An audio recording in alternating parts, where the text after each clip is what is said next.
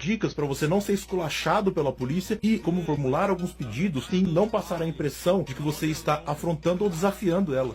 Tu joga pra trás, tu encosta. Aquele pique!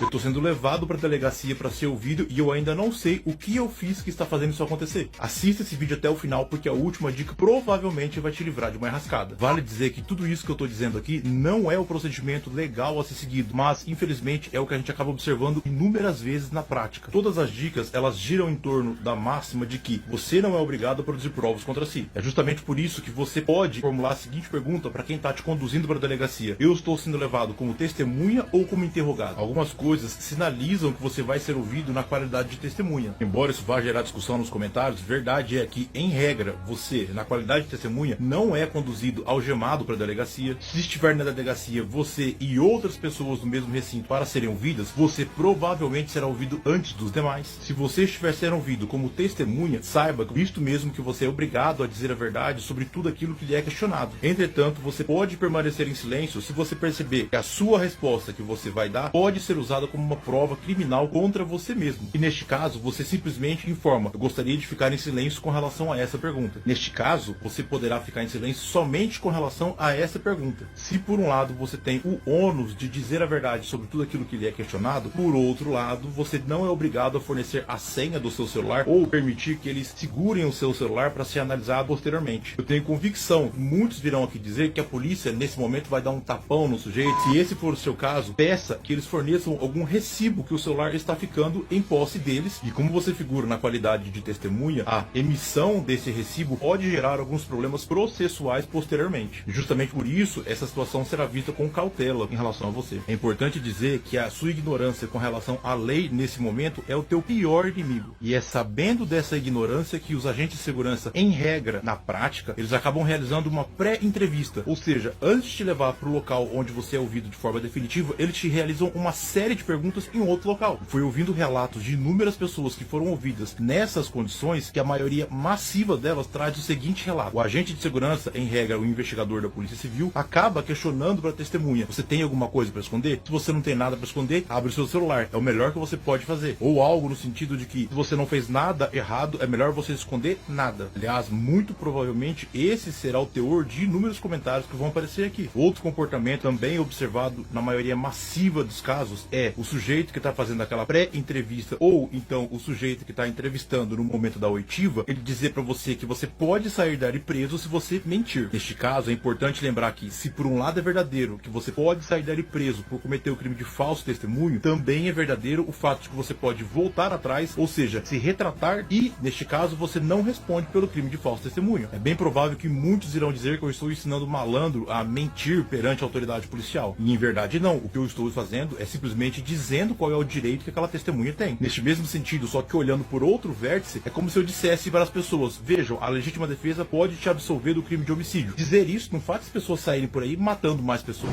Vale acrescentar aqui, a palavra, a polícia, tem uma presunção iuris tantum, ou seja, ela é sempre pensada como verdadeira, mas ela admite provas em sentido contrário. Em outros termos, a palavra da polícia tem uma força muito grande, mas ela pode ser desmantelada. Quem tem a obrigação de provar que a polícia está mentindo é você que está fazendo essa alegação. É justamente por isso que numa situação como essa, é importante que você adote duas medidas para a produção de provas que você pode utilizar se você vier a ser prejudicado. É importante que você sempre produza essas provas, porque você nunca sabe a situação que está vindo na sequência, se ela vai te prejudicar ou não, e o momento de produzir aquela prova já terá passado. Ou seja, vocês devem estar focados em produzir a prova, independentemente do resultado que ela vai gerar. A primeira dica é, na eventualidade de você perceber que está entrando numa situação como essa e você ainda estiver com o seu celular, abra-o, coloque-o no modo avião, ative um gravador de voz, bloqueie a tela e deixe o celular gravando. Assim, o celular irá registrar não só a sua fala enquanto estiver próximo ao aparelho, como também vai registrar o que a polícia estiver falando quando estiver longe de você. Assim, na eventualidade de você ter conseguido ativar esse gravador e esse celular ainda está junto de você, confiante que o celular ainda está gravando, narre de forma discreta as coisas que estão à sua volta para que depois você possa utilizar aquilo. Tente produzir o maior número de provas possíveis. Pergunte o nome do investigador que está ali, narre a situação como está à volta. Nossa, nossa, quanta gente aqui, eu não sabia que eu era ouvido antes numa sala separada, eu imaginava que era de outra forma. Onde está o delegado de polícia? Eu ficaria algemado até que horas? E, em regra, gravadores de voz de aparelho celular, eles interrompem a gravação e salvam ela quando o celular está próximo a ser desligado. Assim, se o seu celular acabar sendo remetido para a perícia, esse áudio provavelmente constará lá em meio aos arquivos observados. Já a segunda prova, ela é produzida quando você é ouvido de forma definitiva perante a autoridade policial. Isto porque a maioria massiva, se não a totalidade das oitivas, depoimentos e interrogatórios atuais são gravados em arquivos audiovisuais. Assim, quando você estiver sendo ouvido, algumas perguntas serão formuladas sobre você, sobre a sua vida, se você tem filhos, quanto você ganha, e na sequência será formulado algumas perguntas com relação ao caso ou ao que você sabe. Quando começarem a serem feitas essas perguntas, você se aproveita do fato de que está sendo registrado aquilo ali numa mídia e que provavelmente ela não será interrompida de forma gratuita e questiona: eu estou sendo ouvido na qualidade de testemunha ou interrogado? Lembre-se que eu já disse para você questionar isso anteriormente. E nesse momento você reitera, porque naquele momento anterior você se utilizou da fala dele para se valer dos direitos anteriormente. E agora você aproveita que está sendo registrado no arquivo audiovisual e registra a informação que vai ser passada para você. É nessa mesma ordem de raciocínio que você, nesse momento, deve perguntar: o meu celular vai ficar apreendido ou eu posso sair com ele daqui hoje? Para aqueles que defendem que o celular deve ser entregue para a polícia porque o sujeito não teme mal algum ou ele não cometeu nenhum crime, por isso mesmo ele não deve temer, vale dizer que esse celular provavelmente ficará em posse da polícia e da perícia científica por aproximadamente 7 a 8 meses. Assim, se a autoridade policial tiver a audácia de falar que o seu celular vai sim ser apreendido, diga, aproveitando a gravação, que você gostaria de ter um recibo e dê as características do celular que está sendo apreendido. É bem provável que você não saiba o número de série ou e-mail do seu celular para dar uma característica específica e única dele. É justamente por isso que o que você vai falar durante aquela gravação é: o meu celular, por exemplo, é um Samsung modelo tal, ele é de cor preta, ele está com uma capinha de tal cor, tem um trincado em tal local, a capa de abertura, quando ele está na tela de bloqueio, é uma foto de tal situação, e de outras características que você se lembrar do aparelho. E é importante ver esse relato porque, na prática, não raras das vezes, e eu inclusive já participei de um mandado de busca e apreensão em que encontrou um celular diante de mim, mas foi relatado a obtenção de outros 3. E dentre os 4 celulares apreendidos estavam um que, em verdade, era de uma testemunha. E, na prática, o celular da testemunha acabou sendo colocado como se fosse um celular buscado e apreendido na residência. Assim, o juiz acaba se deparando com a representação da autoridade policial, ou seja, com o pedido do delegado para quebrar o sigilo dos dados do telefone. Muitos irão dizer que tudo isso que eu estou dizendo aqui não tem qualquer importância prática. Em regra, isso é verdade, afinal, depende de você provar que houve um prejuízo em razão daquela ação. Entretanto, o que está posto em debate aqui é como se portar sem ser esculachado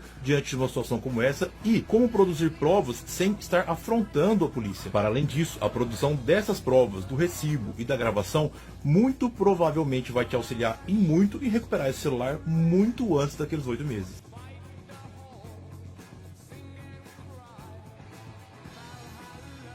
Quai, seu app de vídeos curtos.